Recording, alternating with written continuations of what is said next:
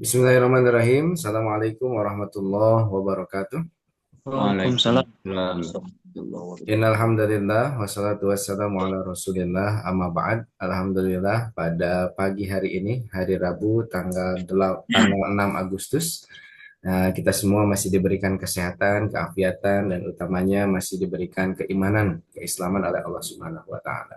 Salawat serta salam senantiasa terlimpah curah kepada Nabi kita Nabi Muhammad Sallallahu Alaihi Allah. Wasallam yang telah menjadi uswah, contoh bagi kita seluruhnya bagaimana menapaki kehidupan di alam dunia ini agar selamat dunia dan selamat akhiratnya.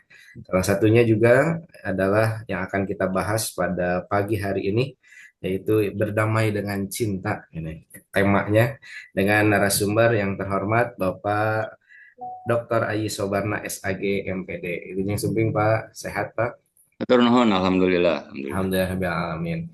Baik, tidak memperpanjang waktu, kita mulai kajian ini dengan sama-sama membaca basmalah. Bismillah, Bismillahirrahmanirrahim. bismillahirrahmanirrahim. Selanjutnya adalah pembacaan ayat suci Al-Quran yang akan dibacakan oleh Saudara Agung. Maka Kang Agung, lihat Mangga nuhun. A'udzu billahi minasy syaithanir rajim. Bismillahirrahmanirrahim. Wa wassaynal insana biwalidayhi ihsana. حملته أمه كرها ووضعته كرها وحمله وفصاله 30 شهرا حتى إذا بلغ أشده وبلغ 40 سنة قال رب أوزعني أن أشكر نعمتك التي أنعمت علي وعلى والدي وأن أعمل صالحا ترضاه وأصلح لي في ذريتي Inni tubtu ilaika wa inni minal muslimin. Aku berlindung pada Allah dari godaan syaitan yang terkutuk dengan menyebut nama Allah yang Maha Pengasih lagi Maha Penyayang. Dan kami perintahkan kepada manusia agar berbuat baik kepada kedua orang tuanya. Ibunya telah mengandungnya dengan susah payah dan melahirkannya dengan susah payah pula. Masa mengandung sampai menyapihnya selama 30 bulan, sehingga apabila dia anak itu telah dewasa dan umurnya mencapai 40 tahun, dia berdoa, "Ya Tuhanku, berilah aku petunjuk agar aku dapat mensyukuri nikmat-Mu yang telah Engkau limpahkan kepadaku dan kepada kedua orang tuaku, dan agar aku dapat berbuat kebajikan yang Engkau ridhoi. Dan berilah aku kebaikan yang akan mengalir sampai kepada anak cucuku. Sungguh aku bertobat kepada Engkau dan sungguh aku termasuk orang muslim." Shadaqallahul azim. Maha benar Allah dengan segala nikmatnya. Wassalamualaikum warahmatullahi wabarakatuh. Waalaikumsalam warahmatullahi Waalaikumsalam warahmatullahi wabarakatuh. Sadaqallahul adzim wa sadaqa rasuluhun nabiyul habibul karim wa nahnu ala dzalika minasyahidin wasyakirin. Alhamdulillah, hatur nuhun Kang Agung atas pembacaan ayat suci Al-Qur'annya. Selanjutnya langsung kepada narasumber kita, Pak Dr. Ayi Sobarna SAG MPD di haturanan Pak. Enggak. Mangga. Assalamualaikum warahmatullahi wabarakatuh. Waalaikumsalam. Alhamdulillahirabbil alamin wassalatu wassalamu ala asyrafil anbiya'i wal mursalin Muhammadin wa ala alihi wa sahbihi ajma'in. Asyhadu an la ilaha illallahul wahidul hakim wa asyhadu anna Muhammadan abduhu wa rasuluhur raufur rahim. Allahumma shalli ala Muhammadinil karim al munazzalu alaihi wa innaka la'ala khuluqin azim wa ala alihi wa sahbihi ajma'in amma ba'du. Rasanya untuk menghemat waktu, saya tidak perlu lagi membaca surat Al-Ahqaf ayat 15 yang menjadi kajian pada pagi ini beserta terjemahannya. Karena tadi Pak Agung sudah menyampaikannya. Saya berharap apa yang tadi Pak Agung bacakan itu mewakili bacaan saya untuk kajian pada pagi hari ini. Baik, semula ini disclaimer ya.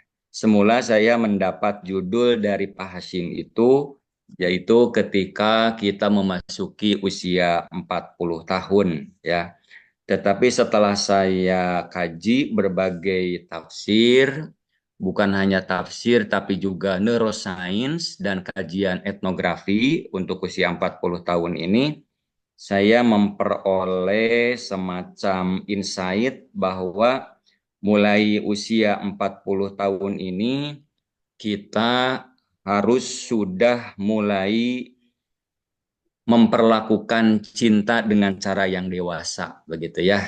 Nah, dalam istilah saya yang saya sampaikan kepada Pak Hashim, yaitu berdamai dengan cinta.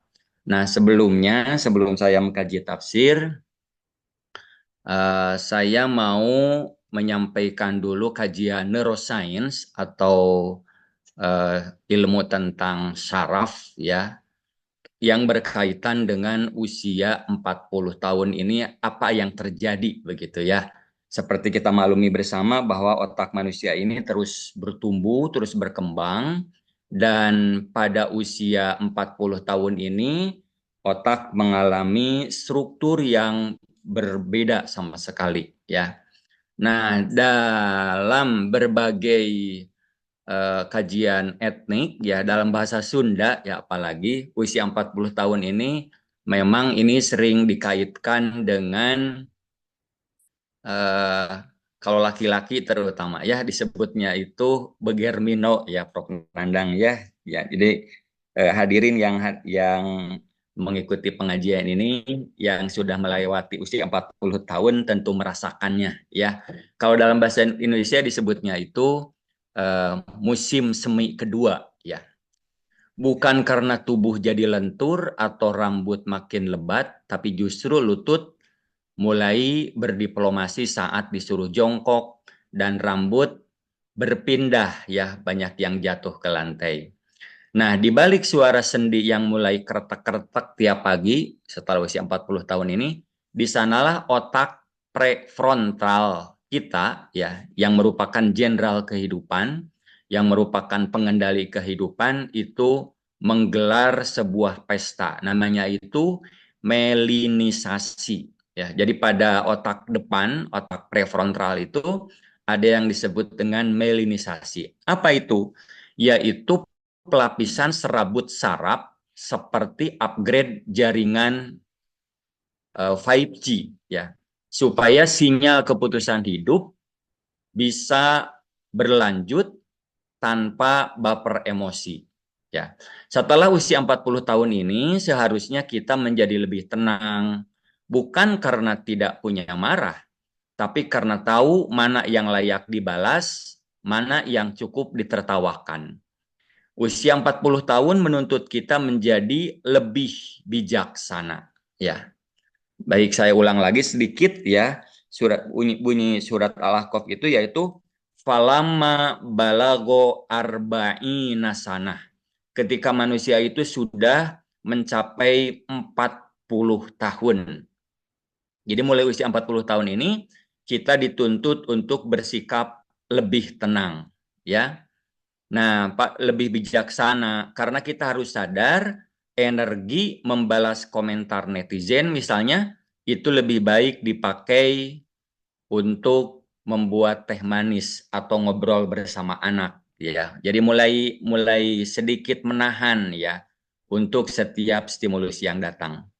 Nah, pada usia 40 tahun ini menurut kajian neuroscience juga volume otak itu mulai menyusut pelan-pelan ya.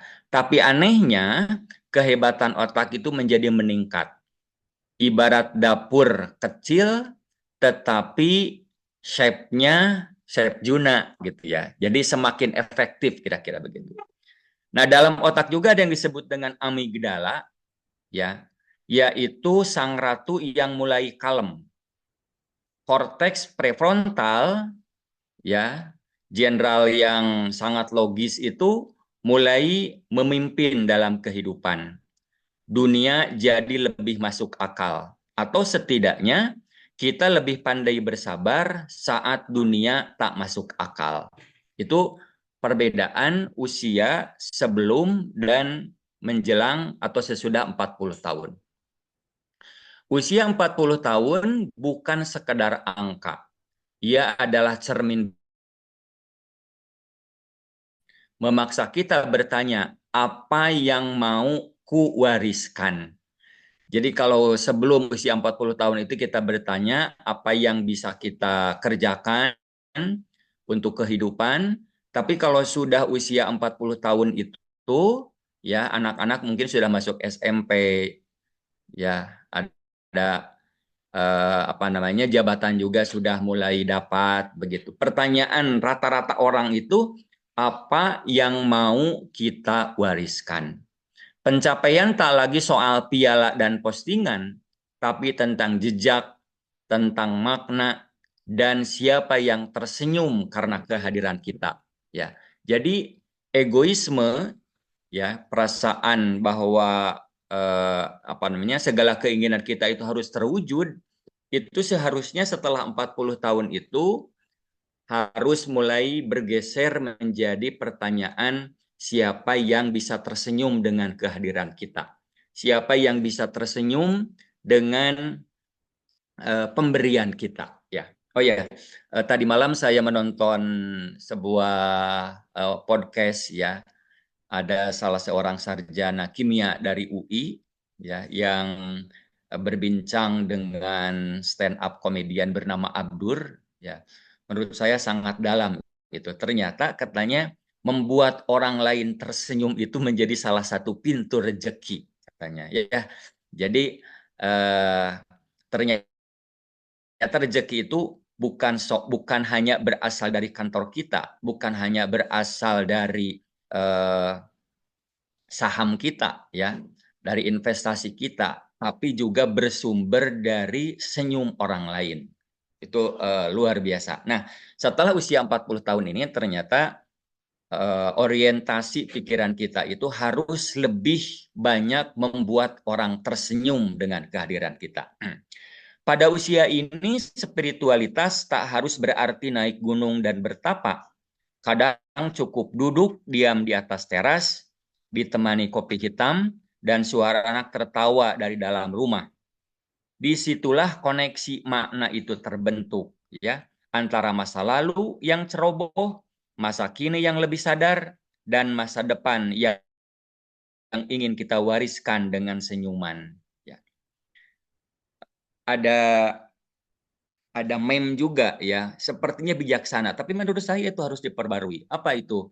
Kita hidup katanya tidak membawa apa-apa, mati pun tidak membawa apa-apa. Sepintas itu seperti yang bijak ya. Kalau dengan kebijakan, dengan kebijaksanaan, kata-kata itu harus diralat, harus direvisi. Betul, siapapun yang lahir ke dunia tidak membawa apa-apa. Tapi ketika kita mati, harus membawa amal dan harus meninggalkan warisan. Ya, ini kedengarannya seperti yang agak materialistis ya. Tapi Nabi Muhammad SAW pernah bersabda, ya meninggalkan anakmu dalam keadaan kaya raya lebih baik daripada meninggalkan anak-anakmu dalam keadaan lemah. Bahkan Al-Quran menyebutkan وَلْيَخْشَى الَّذِينَ لَوْ تَرَكُوا مِنْ خَلْفِهِمْ ذُرِّيَّةً ضِعَافًا خَافُوا عَلَيْهِمْ فَلْيَتَّقُوا اللَّهَ وَلْيَقُولُوا قَوْلًا سَدِيدًا. Hendaklah setiap orang tua itu merasa khawatir, merasa takut, khosya, ya. Apa?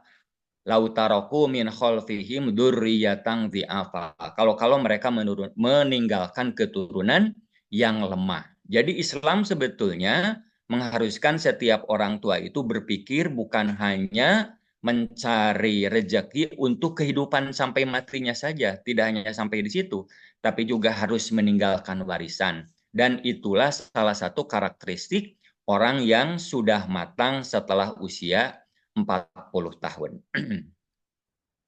Baik, kita lanjutkan.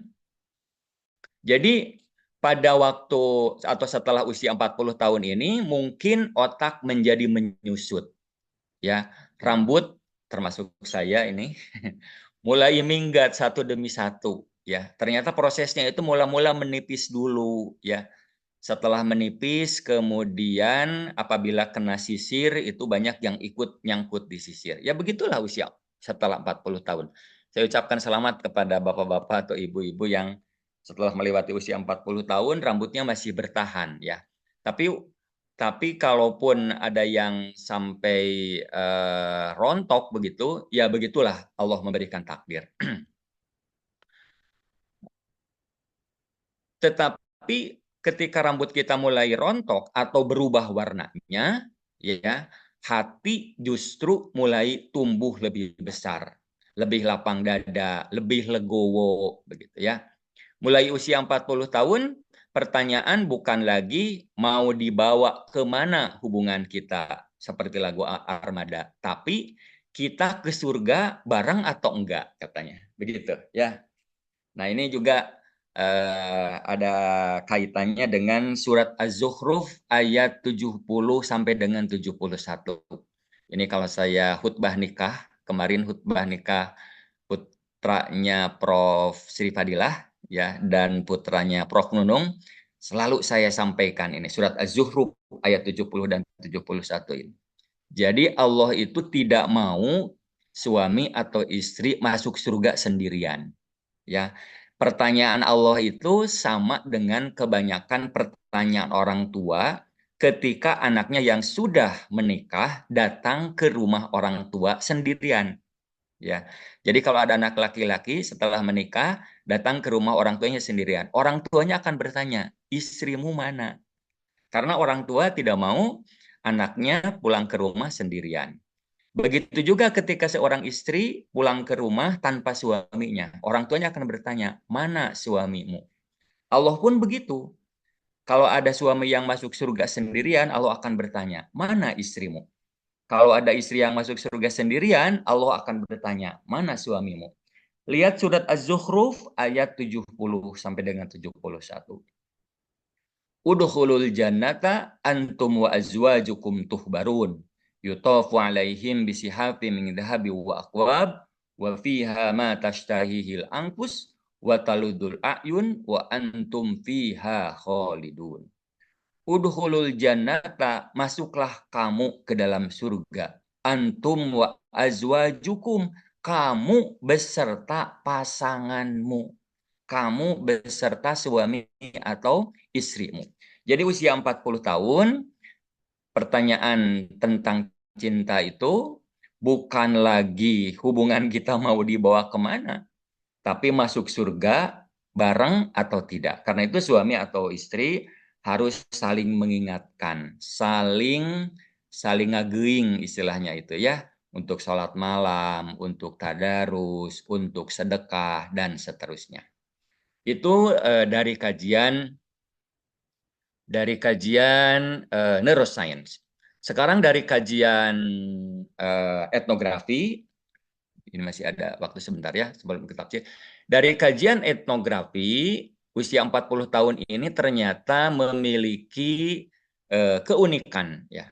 Sekaligus memiliki nilai universalitas. Artinya dalam agama apapun, dalam etnik apapun, usia 40 tahun ini memiliki tuntutan khusus ya. Pada kaum Yahudi ya, kaum Yahudi ini, ajaran Yahudi ini tauhidnya katanya hampir sama dengan Islam ya, tauhidnya itu. Pada usia 40 tahun bagi kaum Yahudi itu merupakan usia yang disebut dengan binah. Binah artinya tuntutan supaya orang Yahudi memiliki kemampuan memahami makna lebih mendalam dari hukum Taurat. Ya, itu pada usia 40 tahun. Oleh karena itu dalam tradisi agama Yahudi, usia 40 tahun itu merupakan salah satu syarat untuk menjadi guru agama atau hakim. Ya. Begitu juga di berbagai negara setahu saya, termasuk Amerika, usia 40 tahun itu merupakan salah satu syarat menjadi presiden, yaitu di Amerika. Dalam agama Hindu di India, usia 40 tahun itu disebut sebagai fase panafrasta, yakni tahap meninggalkan kehidupan duniawi secara bertahap menuju kontemplasi secara spiritual. Jadi dalam petunjuk agama Hindu, ternyata bersibuk-sibuk dengan pikiran duniawi itu sampai 40 tahun. Setelah 40 tahun katanya harus lebih banyak berkontemplasi. Di mana kontemplasinya itu yaitu di ashram, ya yang disebut dengan ashram itu. Dalam pemikiran Konfusianisme di Tiongkok, ya, usia 40 tahun itu pada manusia harus terbebas dari kebingungan. Ya, usia ini mencerminkan stabilitas batin dan arah hidup yang jelas. Seseorang yang sudah berusia 40 tahun, menurut Konfusianisme, dianggap layak menjadi pemimpin karena telah memiliki pengalaman, ketenangan, dan kebijaksanaan. Begitu juga di Afrika, seperti suku Yoruba di Nigeria, itu melihat 40 tahun itu sebagai tonggak kehormatan dan keseimbangan antara kekuatan fisik serta kebijaksanaan sosial. Seseorang mulai dianggap sebagai penatua muda yang dapat memberi nasihat dan dihormati dalam komunitas apabila usianya sudah 40 tahun. Di Jepang, usia 40 tahun itu dianggap atau disebut tenkan-ten atau titik balik kehidupan. Ini adalah masa untuk refleksi mendalam terhadap arah hidup dan karir, serta sering dijadikan momen untuk memulai usaha pribadi atau pergeseran makna hidup. Sedangkan di dunia Kristen, terutama di Barat, ya, usia 40 tahun itu disebut sebagai midlife atau pertengahan kehidupan. Dalam konteks spiritual, angka 40 dikaitkan dengan masa ujian seperti Yesus yang berpuasa 40 hari. Ya. Dalam budaya sekuler, ini juga menjadi masa kritis paruh baya yang mengharuskan manusia berintrospeksi secara eksistensial. Nah, dalam bahasa Sunda, selain tadi saya menyebut usia 40 tahun itu dari segi hormonal ya, sebagai masa begermino ya. Dalam 40 tahun ini juga usia 40 tahun disebut sebagai orang yang geus cuet kakulon. Geus cuet kakulon artinya sudah mulai condong ke arah barat. Barat itu merupakan representasi dari kiblat. Artinya kalau sudah berusia 40 tahun, perhatian itu tidak boleh hanya pada hal-hal yang bersifat fisik, tapi juga perbekalan untuk menuju ke alam akhirat. Kira-kira begitulah kalau dalam bahasa Sunda. Supaya agak seimbang ya, saya angkat juga dari bahasa Jawa, dari etnik Jawa. Di Jawa itu ada istilah yang disebut dengan sepuh enom, ya, yaitu tua pengalaman namun masih kuat secara fisik.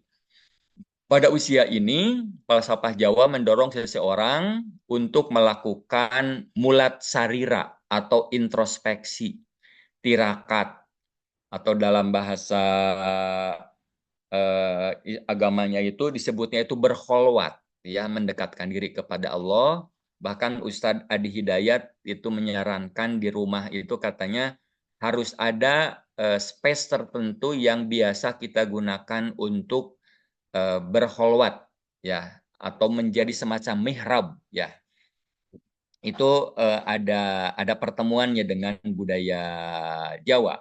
Kalau di Minang atau di Minangkabau ya, usia 40 tahun itu menandai kesiapan menjalani peran adat, peran sosial atau peran spiritual. Itulah sebabnya mulai usia 40 tahun adat Minang itu disebut sebagai orang tua, sebagai mamak atau tungganai ya atau cadiak pandai ya. Jadi dalam berbagai etnik pun ternyata usia 40 tahun memiliki kesamaan yang universal. Usia 40 tahun adalah usia saat ketika kita ini mendapatkan beban baru dan mendapatkan tugas perkembangan baru.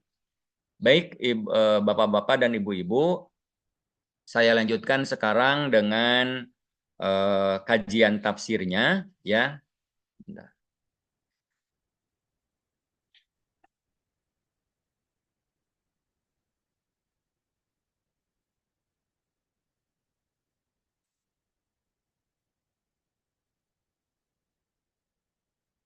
Saya identifikasi kitab-kitab tafsir yang ada. Ini sudah pukul 5 lebih 53, 7 menit mudah-mudahan sampai. Nanti kalau sudah pukul 6 tepat, kita buka tanya jawab ya. Para ahli tafsir itu membagi atau kitab-kitab tafsir itu dapat dikelompokkan menjadi 3 bagian ya, 3 kelompok berkaitan dengan tafsiran tentang usia 40 tahun. Kelompok yang pertama yaitu khususnya Ibnu Katsir dan Al-Qurtubi serta Al-Jalalain menyebut usia 40 tahun itu sebagai saat ketika akal kita ini menjadi sempurna ya.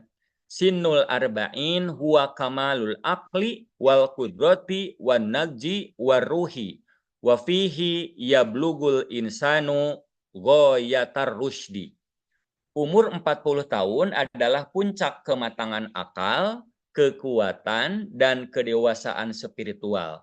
Pada usia 40 tahun, manusia mencapai kesempurnaan akalnya. Ya, mencapai kematangan dalam berpikir. Ya, tidak lagi didominasi emosi yang membuat manusia itu gedeges-gedebug. Ya, gedeges-gedebug itu susah diterjemahkan ke dalam bahasa Indonesia. Ya, jadi tindakannya itu tanpa arah, tanpa pertimbangan kira-kira begitu. Kalau menurut Al-Qurtubi, arba'una sanatun hiya sinnu kamalil akli wa tahammulil musawiyati ad-diniyati wal usriyati kamilah. Usia 40 tahun merupakan masa sempurnanya akal, sama dengan pendapat Ibnu Katsir, yaitu saat ketika seseorang harus sudah siap memikul tanggung jawab baik dalam keagamaan maupun dalam keluarga. Jadi kalau usia sudah 40 tahun itu tidak boleh sholat masih diingatkan, dibangunkan, tidak boleh. Seharusnya usia 40 tahun itu kalau suami sudah mulai membangunkan istri, membangunkan anak-anak begitu ya. Kemudian kalau kata Imam Al-Jalalain, usia 40 tahun itu kekuatan fisik dan akal telah sempurna, lalu akan mulai menurun. Maka seharusnya manusia mulai bersyukur. Ya, jadi usia 40 tahun itu fisiknya dan akalnya mulai sempurna, tapi yang tumbuh adalah kebijaksanaannya dan rasa syukurnya. Itu tafsir kelompok pertama. Tafsir kelompok yang kedua itu lebih mengedepankan untuk usia 40 tahun itu kedewasaan spiritual dan tanggung jawab sosial.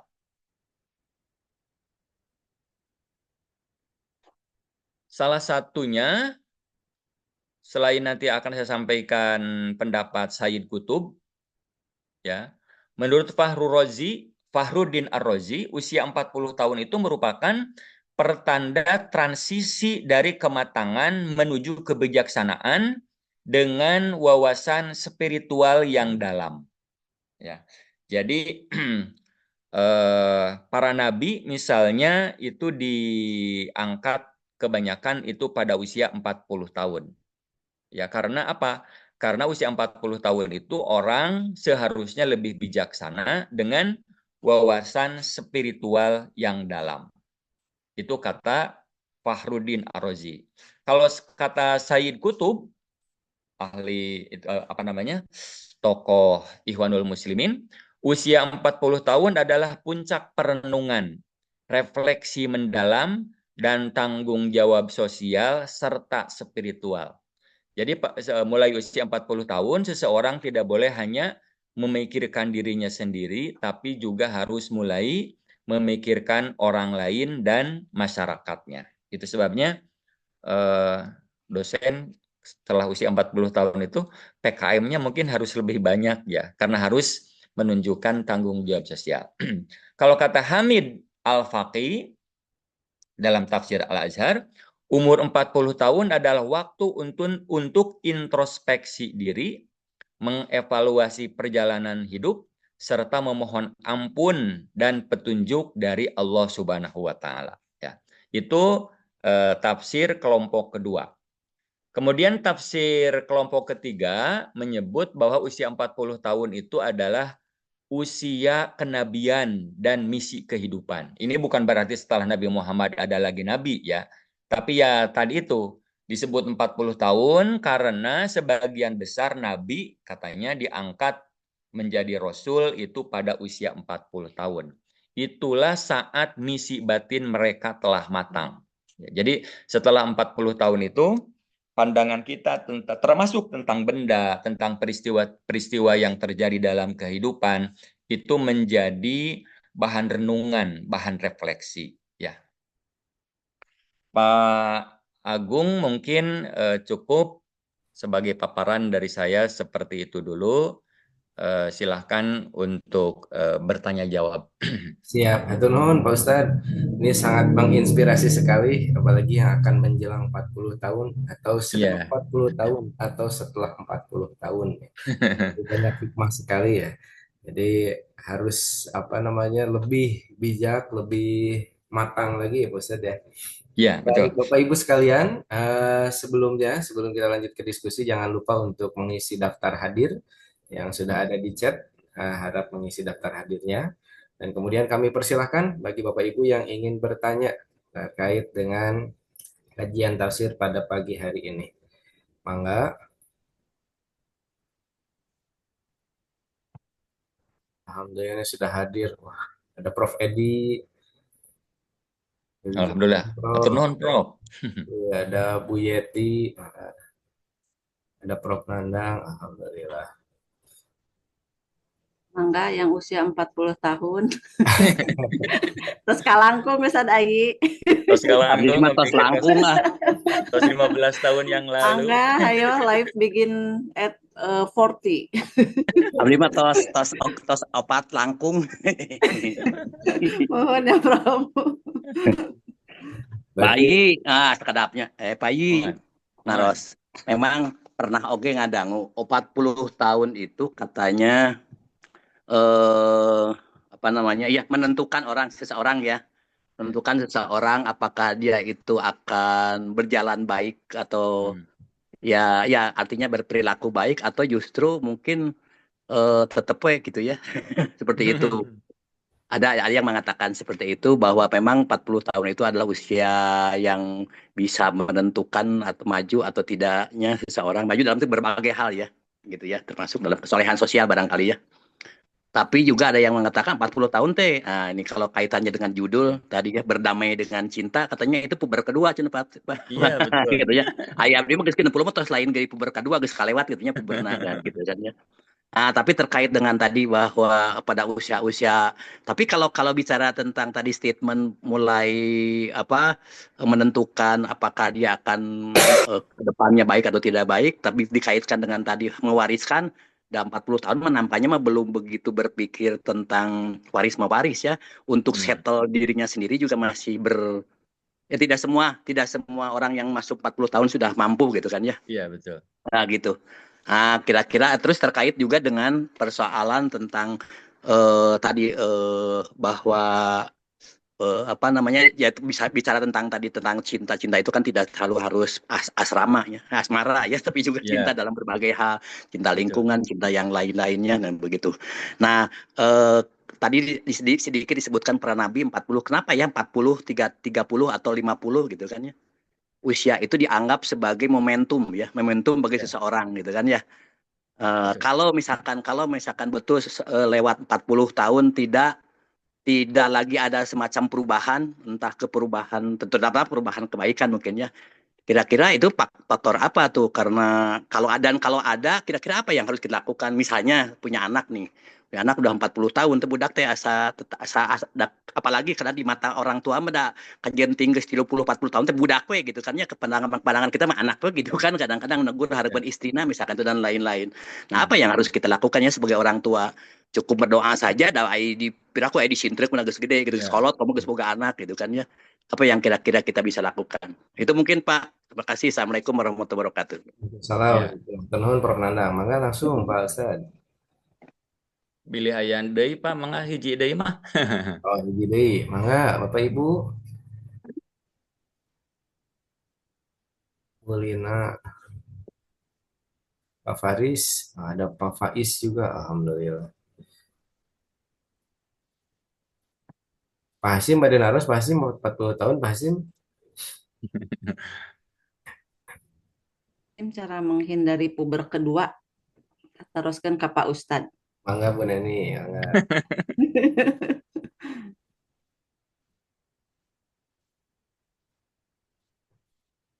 Rupina, sudah puber kedua, cenanya lewat 40 tahun. mangga Pak Ustad, Prof. Nandang heula. Mangga, mohon. Bismillahirrahmanirrahim.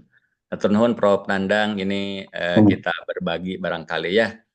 Jadi memang ada yang mengatakan bahwa kalau orang itu sudah usia 40 tahun baik, maka seterusnya akan baik. Tapi kalau pada waktu usia 40 tahun itu kelakuannya masih menyimpang, akan terus menyimpang. Itu benar, tapi tidak sepenuhnya benar katanya. Ya, benar mungkin dari segi pengalaman berbagai macam orang yang rasa-rasanya belum ada penelitian berapa persen sih yang begitu ya. Nah, kenapa disebut tidak benar? Kalau disebut tidak benar, ini menutup peluang untuk optimisme perubahan, begitu ya.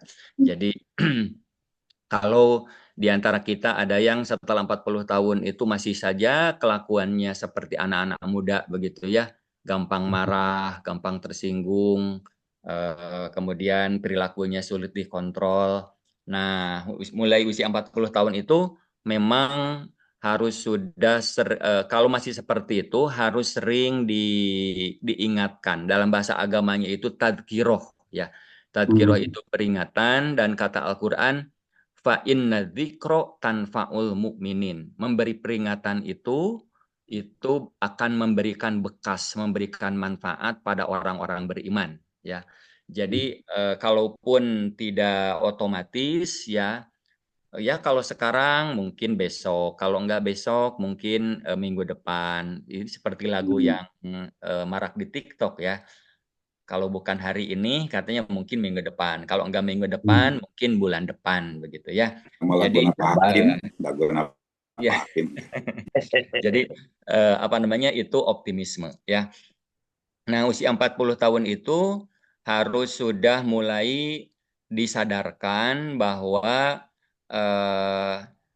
waktu yang tersisa itu hanya sedikit gitu ya. Tidak ada orang yang mau hidup selama-lamanya gitu. Harus diingatkan bahwa waktu yang tersisa untuk beramal itu hanya tinggal sedikit lagi. Kemudian mumpung sebelum tadi saya belum lupa ya yang disampaikan oleh Pak Prof. Nandang itu usia 40 tahun itu kan tidak semuanya matang terutama secara ekonomi ya. Betul, tidak semuanya matang secara ekonomi, tetapi pikiran harus sudah mulai berorientasi pada apa yang mau kita wariskan, kira-kira begitu ya. Apa namanya, betul 40 tahun itu belum semuanya matang ya. Meskipun sekarang sudah muncul ya triliuner yang baru berusia 20 tahunan sudah muncul sekarang ini ya. Tapi rata-rata 40 tahun itu kalau matang secara ekonomi mungkin belum banyak ya. Cuma ya itu tadi, pikiran harus sudah mulai apa namanya mempertanyakan kalau saya nanti meninggal, apa sih yang mau diwariskan untuk anak-anak, untuk istri dan sebagainya. Apa namanya, mengingat sabda Nabi yang tadi itu. Yang kedua, kita harus mengingatkan orang-orang terdekat kita, kalau usia 40 tahun itu masih juga belum berubah, harus ingatkan mereka dengan konsep taubatan nasuha. Ya, taubat yang sebenarnya, taubat yang mengubah seseorang dari perjalanan yang sebelumnya berantakan menjadi kehidupan yang lebih tertata. Ya, kalau kata seorang jenderal di Amerika, saya menyebut Amerika bukan karena cinta Amerika ya, tapi memang kemunculan orang-orang besar di Amerika itu karena mereka punya tradisi baik yang kecil gitu ya, tetapi mereka lakukan secara konsisten. Apa itu? Merapikan tempat tidur katanya begitu bangun katanya. Jadi beliau berpidato di hadapan prajuritnya, di hadapan mimbar yang sangat terhormat, dia mengatakan bahwa semua orang hebat katanya itu memulai kehidupan pribadinya, memulai kesuksesannya itu dengan merapikan tempat tidur begitu bangun. Jadi kalau ada orang yang sudah siang tapi tempat tidurnya masih berantakan, ini sinyal bahwa kehidupannya itu tidak tertata, gitu ya. Duh, baru Kemudian, itu deh. Dulungnya sarung kemudian ya, yang punya asisten rumah tangga mungkin tidak jadi persoalan ya. Tapi yang tidak punya asisten rumah tangga ini katanya harus menjadi anggota pertama. Bahkan sebaiknya sebelum ke air, sebelum ngambil wudhu untuk sholat, ya yang pertama itu rapikan tempat tidur. Saya pernah mendapat soal, Prof, waktu SD, ujian SD itu, saya lupa, mata kuliah PMP kalau tidak salah. Pertanyaannya begini, bangun tidur, ku terus, A, mandi, B, merapikan tempat tidur, C, sarapan. Hampir semua teman itu menjawabnya mandi. Karena ada lagu kan, bangun tidur, ku terus, mandi. Ternyata jawaban itu salah, Pak. Ternyata yang kedua yang betul itu, bangun tidur, ku terus merapikan tempat tidur, gitu katanya. Jadi mulailah dari situ katanya ya. Yang kedua, yang ketiga ya, untuk orang yang sudah memasuki usia 40 tahun tapi juga belum berubah, katanya rutinkan membaca Al-Qur'an. Ya, rutinkan saja ya. Mau 10 ayat, mau 5 ayat, pokoknya setiap hari itu membaca Al-Qur'an. Nah, sekarang ini ada strategi, ada fasilitas. Kalau kita malas bertadarus Al-Qur'an di luar sholat, sekarang ini ada fasilitas yaitu ada Al-Quran yang dipasang di depan tempat kita sholat. Kalau di Bandung itu di Masjid Mujahidin ya. Jadi setiap kali sholat itu bacaannya ganti-ganti, bacaannya berubah-ubah gitu ya, mengikuti lembaran-lembaran. Nah, kalau sudah menambah bacaan dalam satu hari itu dari teks Al-Quran yang dibaca waktu sholat itu. Jadi kalau tidak sempat pada hari itu membuka Al-Quran, itu sudah tercover dengan bacaan yang tadi. Begitu barangkali Prof. Nandang ya, mohon maaf ini tentu kurang sempurna jawaban saya, karena ada satu lagi pertanyaan dari Prof. Neni, bagaimana cara menghindari puber kedua? Ya, puber kedua ini bukan untuk disesali ya, tetapi untuk dihadapi. Tapi bagaimana menghadapinya? Nah, beberapa tipsnya itu yang pertama, teguhkan visi hidup setelah 40 tahun. Jadikan usia 40 bukan masa balas dendam masa muda, tapi masa menuai amal terbaik, ya. Nah, salah satu meme-nya itu setelah 40 tahun supaya kita tidak menyimpang ya dalam usia 40 tahun adalah mau dikenal sebagai apa kita ini di hadapan keluarga kalau kita meninggal nanti. Ini pesan yang sama disampaikan oleh Stephen R. Covey ya dalam bukunya 7 Kebiasaan Orang-Orang Efektif itu. Yang kedua, rawat katanya hubungan dengan pasangan ya. Jadi kalau pasangan ngajak jalan-jalan, pasangan ngajak piknik, itu jangan sampai mengelak. Ya, jadi ada saran mulai usia 40 tahun lah itu sering-seringlah berkencan dengan pasangan, dengan istri, dengan suami seperti yang dilakukan sebelum kita menikah katanya. Karena ulah bosan Pak Adha. Ya, jadi mulai usia 40 tahun itu jalan-jalan itu ibadah, Pak. Nanti Bapak bisa mengulang ke Citumang begitu ya. Body rafting gitu, bisa jalan-jalan ke gunung dan pasangannya jangan menolak ya kalau diajak seperti itu. Karena kalau menolak ya jangan-jangan nanti pasangan kita mencari yang baru, mencari yang lain. Silakan. Kemudian ini yang sangat penting, jangan bandingkan hidupmu dengan orang lain. Ya, nikmati pasangan yang ada. Jangan merasa bahwa pasangan ini adalah pasangan terburuk yang Tuhan berikan. Ya, usia 40 tahun itu mungkin harus mulai merenung bahwa rumput di halaman rumah tetangga katanya sering tampak lebih hijau. Kita harus observasi, jangan-jangan rumput tetangga itu rumput Sintetisnya. rumput sintetis katanya begitu ya. Itulah sebabnya surat Al-Ahqaf ayat 15 ini mengandung tips dan solusi untuk masalah apapun, yaitu Robbi auzi'ni an ashkuro ni'matakallati an'amta alayya. Jadi usia 40 tahun ini mulailah kita menyebut-nyebut nikmat yang Allah sudah berikan berupa rumah, berupa kendaraan, berupa perabotan, berupa status, berupa jabatan. Itu yang disebut-sebut kepada Allah. Dan dengan penyebutan nikmat seperti itu, Allah berjanji akan melipat gandakan nikmat kepada kita semua. Sayang sekali saya masih bersemangat nih, tapi waktunya sudah lewat 4 menit. Mudah-mudahan bisa Cacan, bertemu Pak, lagi di lain masih kesempatan. 6.25 Pak, masih Oh, ayam Pak. masih Sakali 6 menit Ustaz. deh, Mohon, Pak. mohon. Ustaz sekali Tengah tuh. nabi pamintan. Perkawis tadi mewariskan. Saya kira Ya. kita mungkin waris itu kan bukan berarti mewariskan harta dan lain-lain, tapi mewariskan sikap, perilaku dan lain-lainnya ya, supaya nanti mewariskan menyimpan atau meninggalkan hal-hal yang baik barangkali ya harus lebih luas lagi ya, lebih komprehensif barangkali ya. Mewariskan kepada anak atau keturunan itu kan bukan hanya anak dalam arti biologis juga, tapi juga generasi barangkali ya.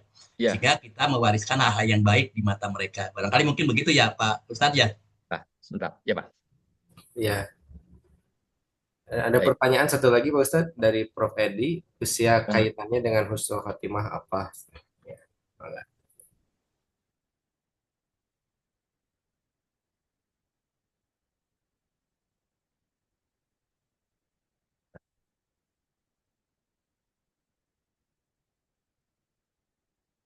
Baik, betul tadi apa yang disebut Prof. Nandang, bahwa warisan itu bukan hanya harta ya, tetapi juga ilmu, akhlak, kebiasaan baik, nama baik, tradisi dan nilai hidup, jejak amal dan reputasi ya. Saya sering nonton di televisi itu ustadz-ustadz atau pengusaha-pengusaha sudah tua tapi masih juga mengambil kuliah ya, ada yang S1, S2, S3. Saya masih ingat itu Pak Qasim Nur Seha ya, mubalik dari Jakarta itu sudah tua tapi juga masih mengambil S1. Ketika wisuda itu beliau diwawancara oleh wartawan, kenapa Bapak masih mengambil S1? Jawabannya, ini warisan untuk anak saya katanya. Nah, jadi betul kata Prof. Nandang tadi bahwa orang tua kita bergelar begitu ya, itu bisa menambah rasa percaya diri bagi anak-anak kita bahwa mereka pun punya potensi untuk sekolah yang tinggi begitu ya, mendapatkan otoritas atau apa istilahnya itu academic standing begitu ya. Jadi itu juga termasuk warisan. Tetapi ini dalam hal harta itu Nabi Muhammad SAW sendiri walaupun tidak berbentuk warisan tapi berbentuk hibah Pak kepada putrinya yaitu Fatimah Az-Zahra. Beliau itu memberikan hibah berupa tanah Robadoh kalau tidak salah nama lokasinya itu, yang kelak ini mohon maaf nih kalau ada perbedaan pendapat, itu menjadi salah satu sumber konflik di antara Siti Fatimah dengan Abu Bakar As-Siddiq ya, kalau tidak salah ini mohon koreksi. Abu Bakar As-Siddiq itu pernah mengambil kembali tanah milik Fatimah yang diberikan oleh ayahnya itu dengan alasan bahwa para rasul itu katanya tidak mewariskan harta gitu ya. Ya, kalau mewariskan memang tidak, tetapi ini kan hibah namanya juga ya. Itu karena Rasul tidak mau meninggalkan keturunan yang namanya Fatimah, ya satu-satunya putrinya yang masih hidup, ya, yang berumur panjang dan menurunkan keturunan. Beliau memberikan harta, memberikan ada sesuatu yang ditinggalkan ya. Bahkan kalau dalam Al-Quran boleh dicek ya, ketika seseorang itu sudah punya firasat akan meninggal, tidak lama lagi kelihatannya saya ini akan meninggal, itu katanya harus berwasiat, ya harus berwasiat. Nah kalau tidak punya harta, Prof Nandang, apa yang mau diwasiatkan ya? Ya, kan ada guyonan ya untuk apa namanya, tolong si ini kasih karena ini anak angkat bapak, karena tidak dapat warisan, tolong kasih sebagian ini katanya. Kemudian tolong kasih guru saya katanya ini sekian sekian katanya. Tapi kalau terminal Cicahem dan terminal Lewi Panjang itu jangan dibagikan ya, karena itu bukan milik Bapak katanya. Itu kan sampai ada guyonan seperti itu. Ini menunjukkan bahwa memang betul ilmu, akhlak, kebiasaan baik, nama baik, tradisi dan nilai hidup, jejak amal dan reputasi itu penting untuk menjadi warisan ya, tetapi mewariskan harta juga tidak kalah pentingnya. Yaitu kata Nabi itu kamu meninggalkan anak keturunanmu dalam keadaan kaya raya lebih baik daripada meninggalkan keturunan yang menderita, yang berpotensi untuk menjadi peminta-minta. Begitu kata Rasul ya. Nah, kemudian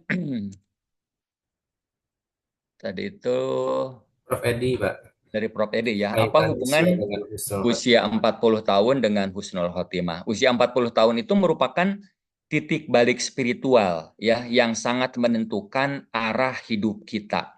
Ya, termasuk apakah kita akan meraih husnul khotimah atau tidak ya. Jadi momentum tadi kata Prof Nandang itu ya, setiap peristiwa itu kan suka menjadi momentum tertentu ya. Itu sebabnya dulu pernah ada seminar di Unisba itu yang mengkritisi kegiatan milad ya dengan alasan tidak ada dalam Al-Qur'an. Kata almarhum Pak Ramlan, ya memang tidak ada dalam Al-Quran, tetapi tahunan itu, kegiatan milad tahunan itu merupakan momentum untuk melakukan refleksi, merupakan perenungan apa yang sudah kita lakukan setahun ke belakang, dan apa yang mau kita lakukan, kita rencanakan 40 tahun ke depan, 20 tahun ke depan, 5 tahun ke depan, 1 tahun ke depan, bahkan dulu kami di LPPKID pernah menyelenggarakan MHMMD namanya itu. Mengelola hidup dan merencanakan masa depan dengan bimbingan Dr. Marwah Daud Ibrahim. Ya kata beliau, kita harus menentukan, menuliskan ke depan ini kita mau menjadi apa ya.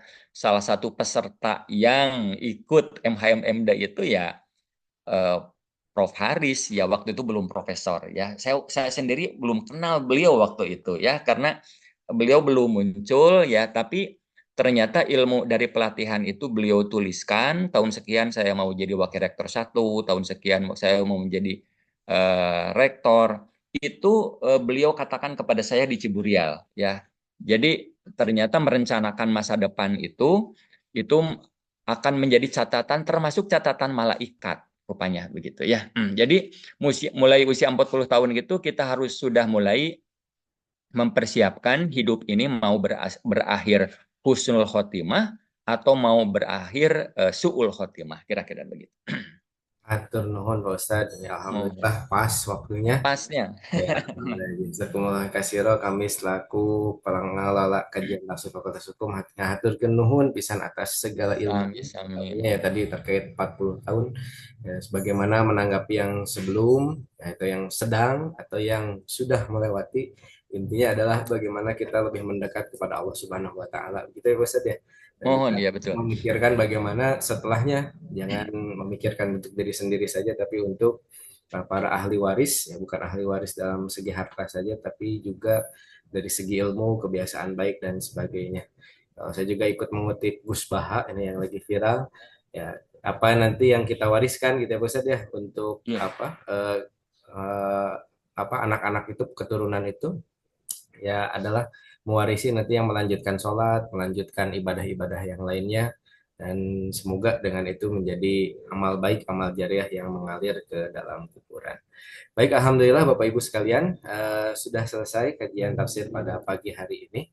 Sekali lagi kami mengucapkan terima kasih, jazakumullah ahsanal jaza kepada narasumber, Pak Dr. Ai Sobarna SAG MPD, dan juga kepada seluruh hadirin yang sudah hadir pada kajian tafsir pada pagi hari ini. Sebelum kita tutup, ada pengumuman dari Prodi. Bagi yang belum mengumpulkan soal UAS, mangga diantos. Dan kemudian nanti untuk nilai UAS KSA, agar segera dikumpulkan pula karena insya Allah UAS-nya berlangsung pada esok hari dan hari Jumat. Ya, jadi yang tidak tepat mengumpulkan soal dan mengumpulkan nilai berarti tidak memberikan warisan yang baik gitulah.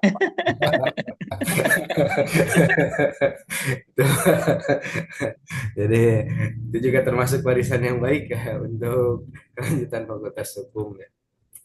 Dan juga kami mohon doanya kepada seluruhnya untuk seluruh dosen-dosen yang sakit semoga diberikan kesembuhan, yang sedang ada masalah semoga diberikan jalan keluar, dan juga untuk kedepannya Fakultas Hukum Unisba semoga makin jaya, makin berkah, dan untuk masing-masingnya semoga husnul khotimah dan mendapatkan ridha Allah Subhanahu wa taala. Mari kita tutup kajian tafsir pada pagi hari ini dengan membaca doa kifaratul majelis. Subhanakallahumma wa bihamdika asyhadu an la ilaha illa anta astaghfiruka wa atubu ilaik. Saya selaku moderator meminta maaf. Atur nuhun. Assalamualaikum warahmatullahi wabarakatuh. Waalaikumsalam warahmatullahi wabarakatuh. Atur nuhun sadayana Prof. Atur nuhun sadayana. Pandekan.